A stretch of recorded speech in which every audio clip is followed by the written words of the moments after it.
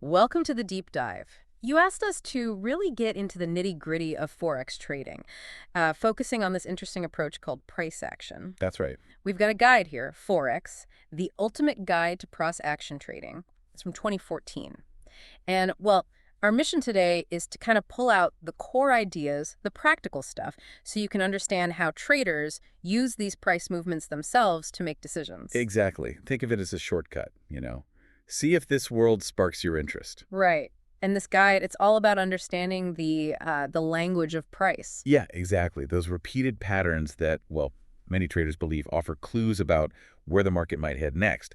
It's about interpreting the story the chart tells, without getting too bogged down by, say, the news headlines. Okay, so let's dive right in then. What is price action trading like in its simplest form? Well, basically, price action trading, it's really about making your trading decisions based on those patterns you see again and again in price movements on a chart. The idea is these patterns aren't just random noise. They reflect the collective behavior of everyone buying and selling. Democrat psychology. Yeah, precisely. And experienced traders think they can give a pretty strong hint about future market direction. So the main focus is on the pure price, not relying so heavily on economic news or fundamental stuff. And what are the actual tools? What are price action traders looking at on their screens? The guide mentions quite a few. You've got chart patterns, those shapes price makes over time. Like triangles and things? Yeah, exactly. Then there are candlestick patterns. Those are from individual price bars, and they can signal shifts in momentum. Okay. Trend lines, drawing lines to connect highs or lows, they help you see the direction. Support and resistance levels, key areas where price bounce before they're crucial. Right. Support and resistance. I've heard of those. And even things like Fibonacci retracement levels come into it. Ah, Fibonacci. That still sounds a bit, I don't know, math heavy for trading. Yeah, it can seem that way at first. But really, in practice, traders are just watching these specific levels on a chart. Why those levels, though? Well, there are areas where past price actions suggest we might see a reaction again. Think of them more like psychological magnets, maybe, not strict mathematical laws. Psychological magnets, okay. Yeah, the underlying idea, the golden ratio, it does pop up in nature a lot, and some believe that translates to markets too. But it's more an observation, really, than some kind of hard rule. Interesting take. Now, the guide says price action folks tend to ignore fundamental analysis, those big economic announcements. Why is that? The core belief, really, is that all that stuff, economic factors, news, data, it all gets baked into the price eventually. Right. It's already reflected. Exactly. Huh. It's all there in the current price. So if you just focus on the price chart itself, you're arguably seeing the net result of all those fundamentals, plus the collective decisions, the buying and selling pressure from everyone involved. Okay. That makes a certain kind of sense, the chart as a summary. But the guide does make a big exception, doesn't it? It says you can't totally ignore major news. Oh, absolutely. That's critical. While price action tries to be sort of self-contained, big news announcements can just inject massive volatility into the market, like super fast. Like what kind of news? Think about a surprise interest rate decision, or maybe a really bad jobs report that nobody expected. Okay. These things can cause huge, sudden price swings that just completely blow past any established patterns. The guide even tells a story about a trade getting hit hard by news, even with a stop-loss set. Ouch. So the stop loss didn't even work properly. It might trigger, but the price can move so fast slip that you get filled way worse than you intended. It just highlights how wild things can get. Wow. So practically speaking, what should someone interested in price action do about these news events? The guide is pretty clear. Check an economic news calendar before you trade. It specifically mentions forexfactory.com's calendar. Okay, check the calendar. Yeah, look for those high-impact events, usually marked in red. They're the ones most likely to cause that slippage or just general chaos that's tough to trade with standard price action setups. So stay out or... Well, the advice is often either avoid trading around those specific times, or if you do stay in, maybe significantly cut down your position size to reduce the risk. Right, makes sense. Okay, so we know what it is. Why choose it? What are the supposed advantages of trading this way? The guide highlights three main things. First, it argues price action is a direct look at collective human behavior mass psychology. I talked about that a bit. Yeah, the idea is traders, being human, often react to similar price situations in predictable ways.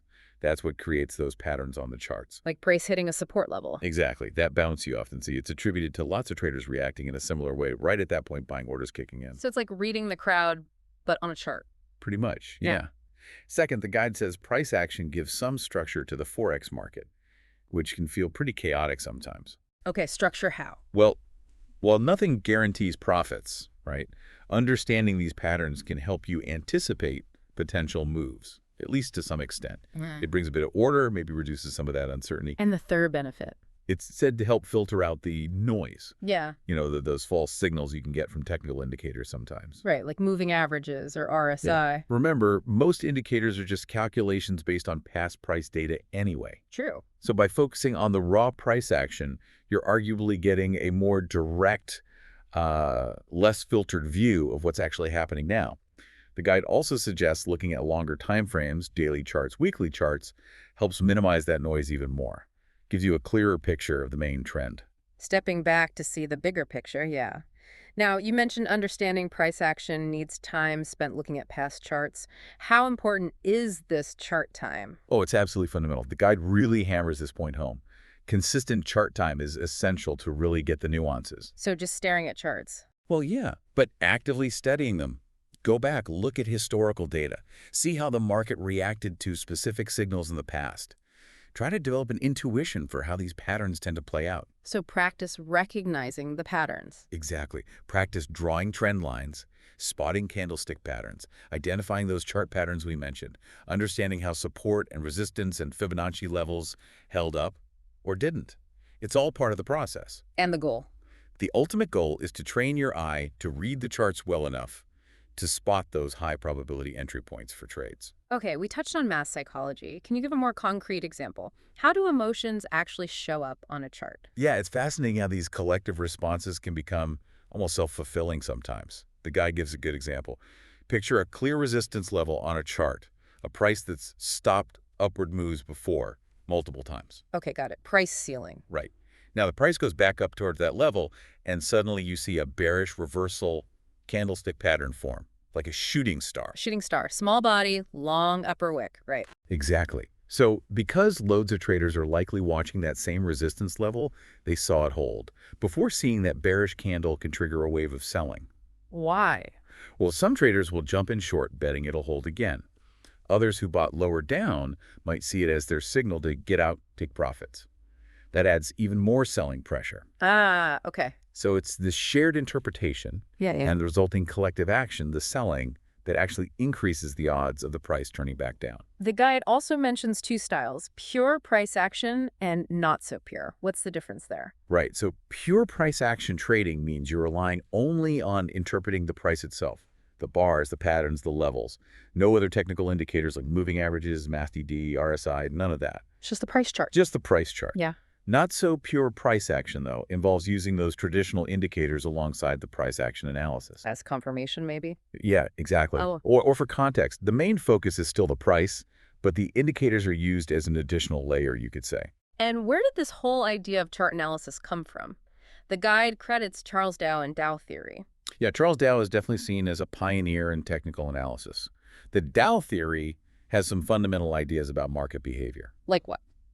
Well, a core concept is that the market discounts everything, Meaning? meaning all the known information, economic data, political news, company performance, whatever, it's already factored into the current market price. Ah, okay. Back to that idea. Exactly. So followers of this view believe analyzing the price chart and identifying trends is the most effective way to trade, rather than trying to dig through all the underlying fundamental data yourself. All right, let's get back to basics. Understanding price itself. The guide says it's supply and demand. Can you break that down? Sure.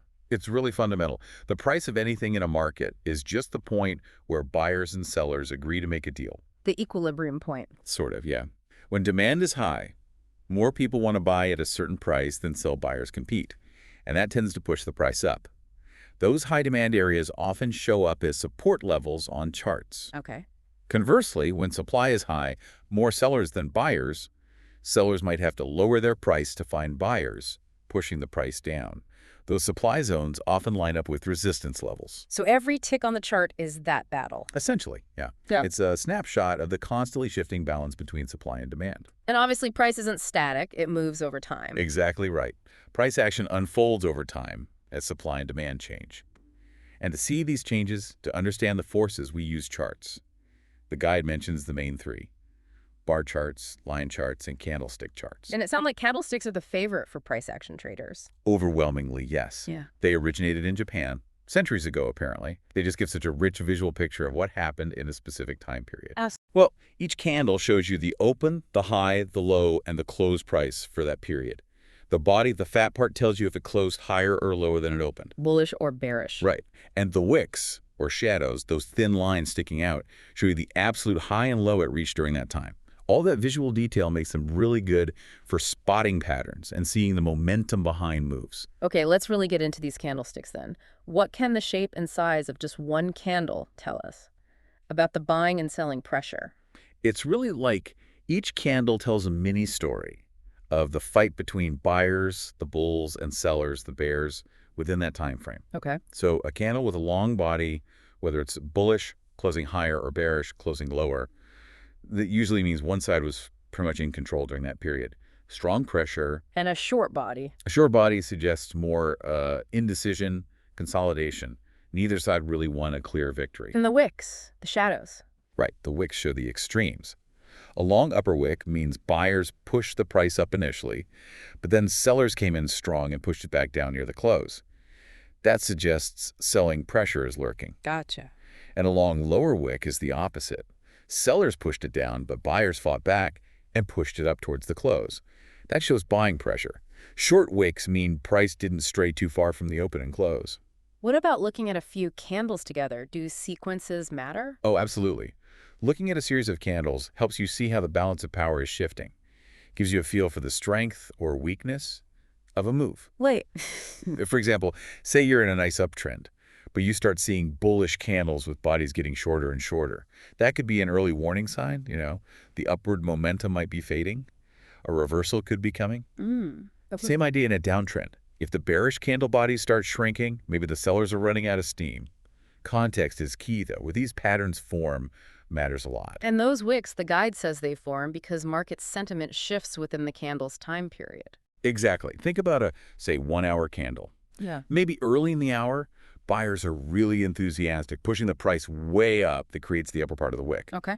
But then maybe some negative news hits, or sellers just decide that's high enough, time to take profit. They start selling, pushing the price back down towards where it opened, or even lower by the end of the hour. Boom, long upper shadow left behind. And the same logic for lower wicks. Yep. Sellers push down, buyers see value or get positive news, they push it back up, leaving a long, lower wick. Longer wicks generally mean more volatility. The bigger fight happened within that period. Highlights a potential change in sentiment. And specifically. The guide notes that long upper shadows in an uptrend can signal the bulls are losing strength. And long lower shadows in a downtrend might mean the bears are losing their grip. Okay, candlesticks make more sense now. Let's zoom out again. Trends, uptrend, downtrend, sideways. From a price action view, what defines these? So a trend is just the overall direction price is heading over time. An uptrend, that's a series of higher highs and higher lows. Buyers keep stepping in at higher prices. Got it. Higher peaks and troughs. Exactly. A downtrend is the opposite. Lower highs and lower lows. Sellers are in control, pushing price down consistently. And sideways. Sideways, or consolidation, is when price isn't really making those clear higher high slows or lower high slows. It's just bouncing around in a range between support and resistance. And how do we spot these using price action? Maybe thinking back to that Dow theory. Dow theory gives us that basic structure. For an uptrend, you need to see that pattern. Higher high, higher lows, higher high, higher lows, consistently. What breaks it? A potential warning sign is if price fails to make a new higher high. But a more significant signal is when a previous higher low gets broken. That suggests the uptrend structure might be failing. And in a downtrend, you look for that lower high, lower low sequence. If price manages to break above a previous lower high, that could signal the downtrend is weakening. Identifying those swing points, the highs and lows, is really key to seeing the trend through price action. Okay, next up. Reversals and continuations. What's the key difference, and why does it matter so much? Right. A reversal is when the main trend actually changes direction. Like an uptrend hits a wall, maybe at strong resistance, and turns into a downtrend. Gonna change. Got it. A continuation, though, is more like a pause or a temporary pullback within the existing trend. Price might go sideways for a bit or dip slightly before heading off again in the original direction. Why distinguish them? It's vital for deciding what to do. You generally don't want to be fighting the main trend.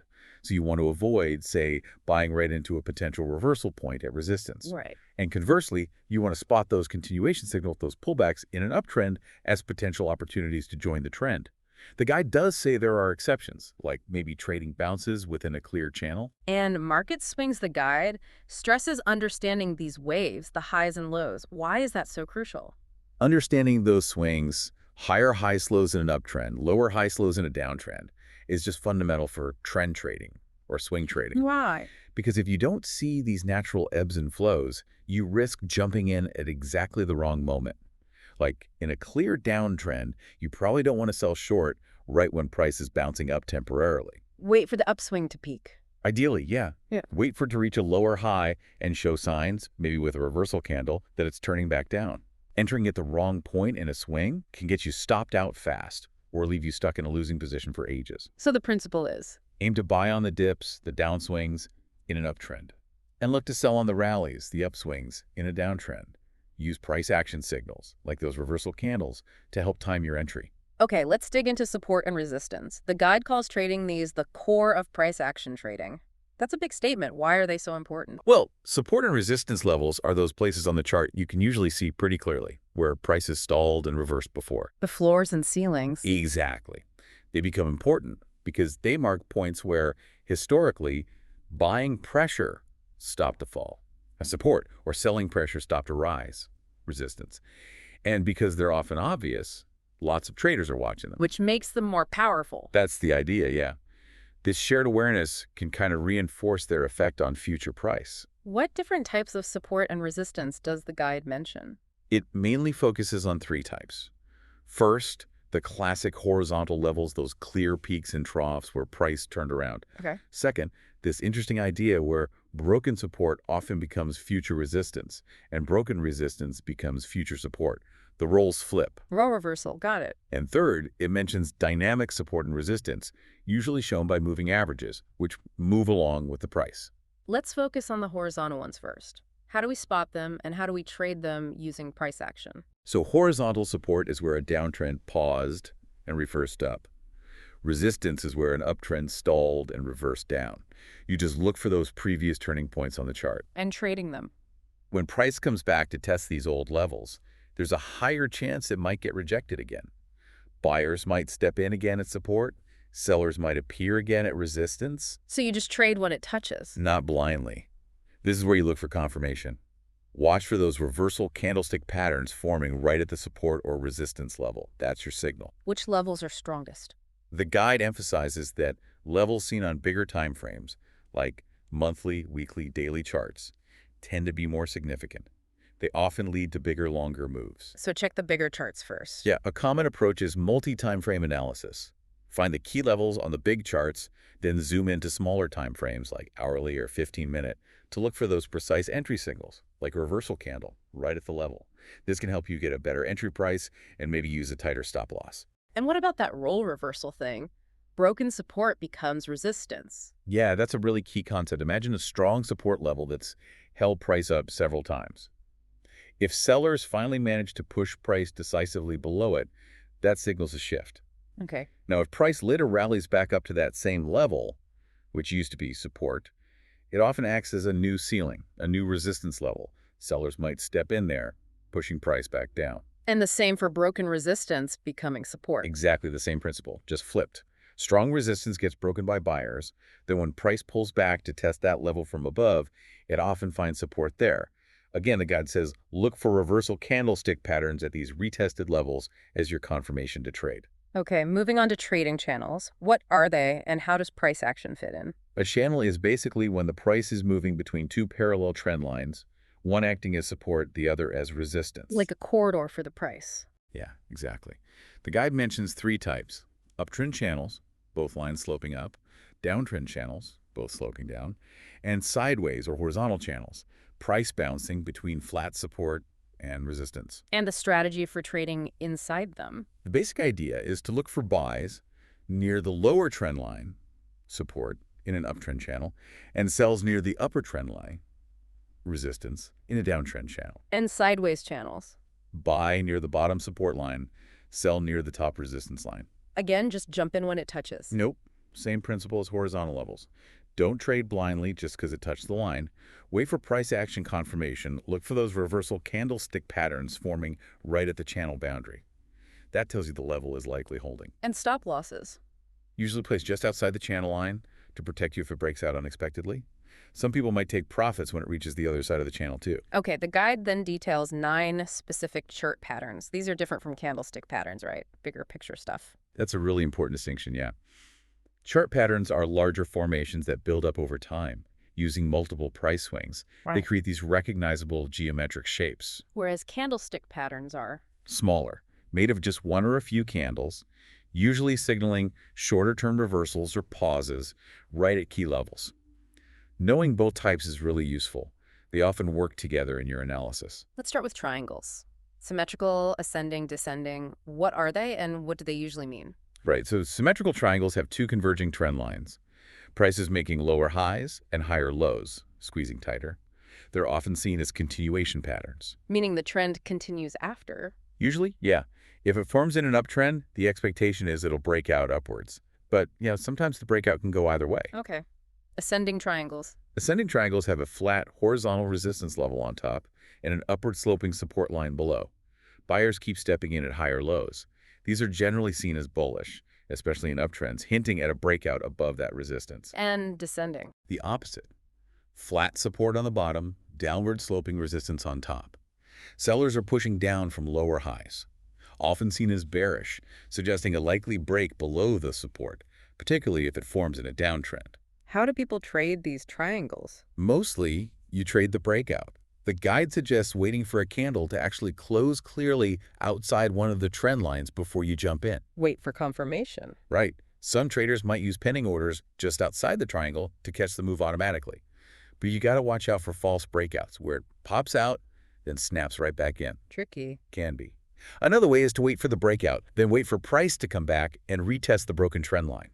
That retest can be an entry point too. Stop loss and targets. Stops often go just back inside the triangle or maybe beyond the high or low of the candle that broke out. Targets. Sometimes people measure the height of the triangle's base and project that distance from the breakout or just aim for previous support resistance levels. Okay, next pattern. Head and shoulders and the inverse version. These are reversal patterns signaling a trend might be ending. That's exactly right. The standard head and shoulders is bearish. It typically forms at the top of an uptrend. What does it look like? You get a peak, left shoulder, then a higher peak, the head, then a lower peak, right shoulder, then price breaks below the neckline. The neckline. Yeah, it's a line connecting the lows between the shoulders and the head. Breaking that neckline is the signal that the uptrend might be over, shifting to a downtrend. And the inverse head and shoulders. It's the bullish version, forming at the bottom of a downtrend. So a low left shoulder, a lower low, the head, then a higher low, right shoulder. A break above the neckline signals a potential move up. How do you trade these? Break of the neckline again? That's the most common way. Sell after a clear close below the neckline for a regular head and shoulders. Buy after a clear close above the neckline for the inverse version. Any other entry techniques? Like with triangles, some wait for a retest. After the break, price might pull back to the neckline, which now acts as resistance for H&S, or support for inverse H&S. That retest can be an entry point. And profit targets. Often estimated by measuring the distance from the top of the head down to the neckline, then projecting that same distance down from the breakout point for H&S, or up for inverse H&S, or, again, look at previous support resistance. Got it. Then we have double bottoms and double tops. What do these signal? Also key reversal patterns. A double bottom is bullish, usually forming after a downtrend. Price makes a low, bounces, comes back down to roughly the same low, and bounces again. Like a W shape. Exactly like a W. Yeah. The neckline is drawn across the peak between the two bottoms. A break above that neckline suggests sellers failed twice, and buyers might be taking over, starting an uptrend. And double top. Bearish reversal, often at the end of an uptrend, like an M shape. Price hits a high, pulls back, rallies to roughly the same high again, and fails. The neckline is across the trough between the two tops. Breaking below suggests buyers failed twice, and a downtrend might start. Trading strategies similar to head and shoulders. Very similar. Trade the neckline break, buy above for a double bottom, sell below for a double top. Or wait for that pullback and retest of the broken neckline. Any other options? With double bottoms, some traders might look for bullish reversal candlesticks right at that second bottom, maybe trying to get in a bit earlier. Same idea, looking for bearish candles at the second top. Targets. Again, often measure the distance when the bottom stops to the neckline and project it for the breakout, or use previous levels. And finally, triple tops and bottoms, just stronger versions of the doubles. Pretty much, yeah. Same idea. But price tries and fails 3 times to break a level. 3 roughly equal lows for a triple bottom, 3 equal highs for a triple top. Neckline the same. Yep, drawn across the peaks between the bottoms, or the troughs between the tops. Because it involves 3 failed attempts, they're generally seen as more significant, stronger reversal signals than doubles. But they don't happen quite as often. Trading strategy is the same too. Basically, yes. Trade the neckline break, wait for a retest, or maybe look for candlestick signals at that third bottom or top. Profit targets determined similarly as well. Okay, that's a lot of chart patterns. Now, shifting back to candlestick patterns, the guide picks out 9 specific ones. What's special about these 9? The guide highlights these because they're very common, widely recognized, and often seen as pretty reliable short-term signals, especially when they pop up at important levels, support, resistance, Fibonacci. They give you that immediate snapshot of the buyer versus seller battle. Let's go through some. First, dojis. There are a few types, right? Yeah, the main thing about a doji is the body is tiny or non-existent. Open and close prices are basically the same. Indecision. A stalemate between buyers and sellers for that period. Good. The guide mentions 4 types. The standard doji cross, the gravestone doji. Gravestone. Yeah, long upper wick, body near the low, like a tombstone. Then the dragonfly doji, long lower wick, body near the high. And the long-legged doji, which has long wicks on both sides. How do you interpret them? Bullish? Bearish? It really depends on the context. Where does it form in the trend? Which type is it? A gravestone at the top of an uptrend or at resistance? Often seen as bearish. A dragonfly at the bottom of a downtrend or at support could be bullish. They signal potential turning points, but need confirmation. Next, engulfing patterns. Bullish and bearish? 2 candles? Yep, 2 candle reversal patterns, considered quite strong. A bullish engulfing usually happens in a downtrend or at support. You get a bearish candle, then a bigger bullish candle whose body completely swamps or engulfs the body of the first one. A powerful shift from sellers to buyers. Potential upward reversal. The bearish engulfing is the opposite. Forms in an uptrend or at resistance. Bullish candle followed by a bigger bearish candle that engulfs it. Signals sellers took control, potential down move. It's like one side completely overpowered the other in that second candle. That's a great way to put it. Shows real conviction in the new direction. And harami patterns. Also 2 candles, but sound like the opposite of engulfing. Good catch. They're sort of opposites visually. Yeah. Also 2 candle reversals. A bullish harami is usually in a downtrend or at support. You get a big bearish candle followed by a smaller bullish candle whose body is completely contained within the body of the first one. It suggests the downward momentum might be stalling. The selling pressure couldn't continue. Potential upward move. A bearish harami is the inverse, in an uptrend or at resistance. Big bullish candle, then a smaller bearish candle contained within it. Potential downward reversal signal. The guide uses a pregnant woman analogy. Yeah, the small second candle is like the baby inside the first candle. Helps some people remember it. Okay. Dark cloud cover and piercing line. How do they work? Dark cloud cover is bearish, usually in an uptrend or at resistance. 2 candles again. First is bullish. The second candle opens higher than the first one's close, but then sells off and closes below the midpoint of the first candle's body.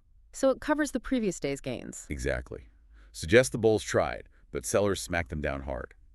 The piercing line is the bullish version, in a downtrend or at support. First candle is bearish. Second opens lower, but then rallies strongly and closes above the midpoint of the first bearish candle.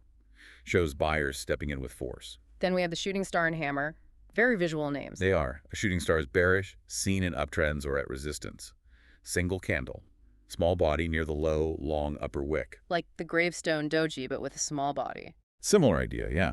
Buyers pushed up, got rejected hard by sellers. Potential down move, sometimes called a bearish pin bar or inverted hammer. The hammer is bullish, forms in downtrends or at support. Single candle again. Small body, you're the high, long, lower wick. So sellers pushed down, but buyers fought back. Exactly. Sellers tried, but buyers came in strong by the close. Potential buying pressure, possible up move. The hanging man is next. Looks like a hammer, but the meaning changes based on location. Precisely. A hanging man looks just like a hammer. Small body up top, long lower wick.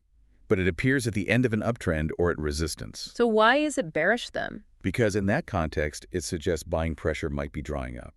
That long lower wick shows there was significant selling during the period, even if buyers managed to push it back up at the close. It's seen as a warning sign that sellers might be about to take over. Okay, interesting distinction. Lastly, railway tracks and spinning tops. Railway tracks are two candle patterns. Two long candles, opposite colors, right next to each other, like parallel tracks. What do they signal? A sudden, strong shift in momentum.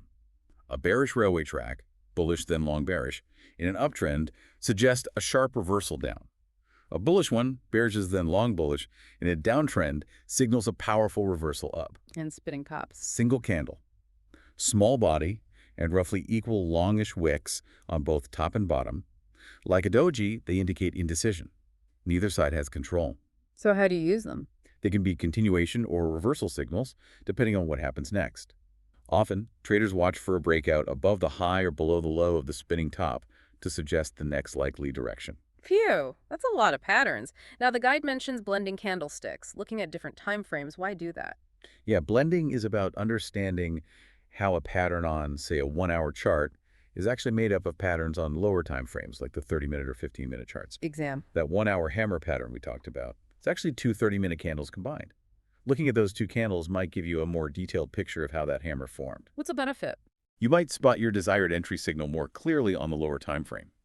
Or maybe you see a pattern forming there that isn't obvious on the higher time frame you started with. It can also sometimes help you find an entry with a tighter stop loss. The guide shows some examples of how 1-hour patterns break down. Okay, let's talk about combining price action with other tools. Fibonacci retracements come up again. How do they work with price action? The guide really emphasizes using them together. Those Fibonacci levels, 38.2%, 50%, 61.8% are the common ones, are potential support resistance zones after a price swing. Right. The key is looking for confluence. Do these fib levels line up with anything else, like a horizontal support resistance level or a trend line?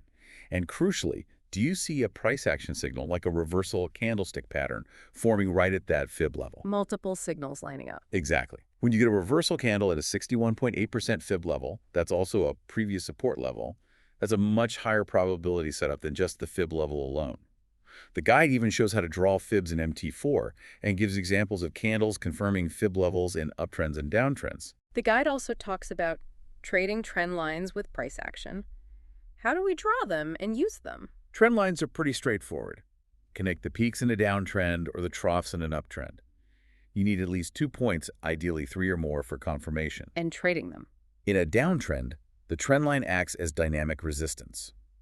When price rallies back up to the line, look for bearish reversal candles as confirmation to potentially sell. And uptrend. Connect the troughs. The line acts as dynamic support. When price pulls back to the line, look for bullish reversal candles to confirm a potential buy. Don't just trade the touch, wait for the price action signal. The guide gives a personal example. Yeah, and importantly, it shows a trade based on a trend line that didn't work out, got stopped out. It's a good reminder that losses happen, even with good analysis. What about when trend lines break? Could signal the trend is changing. Or it might just be a temporary fake out, a false break. You might need to adjust and draw new trend lines based on the more recent price action. The guide even shows trading multiple trend lines on one chart. Moving averages are another common tool. How does the guide suggest using them with price action? Calls it not so pure. Yeah, because you're adding an indicator. While some use MAs to define the trend, the guide suggests their best use in a cross-action context is as dynamic support and resistance. Like trend lines, but they curve. Exactly. In a strong trend, price often pulls back to a moving average line and then bounces off it, continuing the trend. So buy the bounce off the MA in an uptrend. Pretty much, yeah. Look for price to retrace to the moving average, then watch for a bullish reversal candlestick pattern to form right there as your confirmation to buy. Same idea in reverse for selling in a downtrend.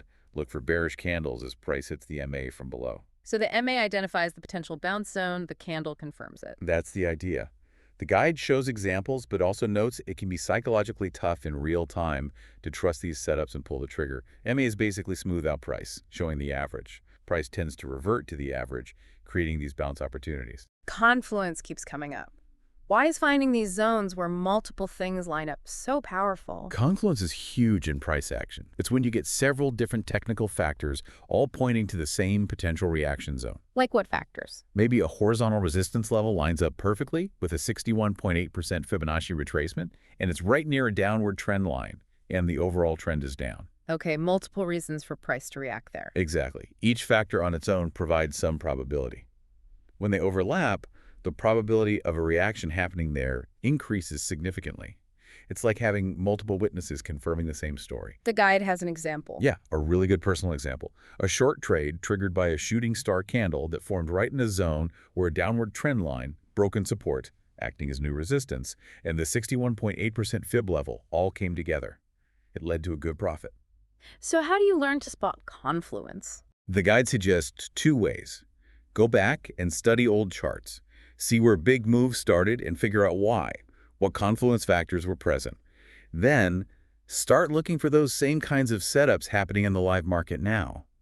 It shows another example too, a doji at a downtrend line, a fib zone, and a moving average all meeting. Powerful stuff. Multi-time frame analysis is mentioned again is really important. Why look at different charts?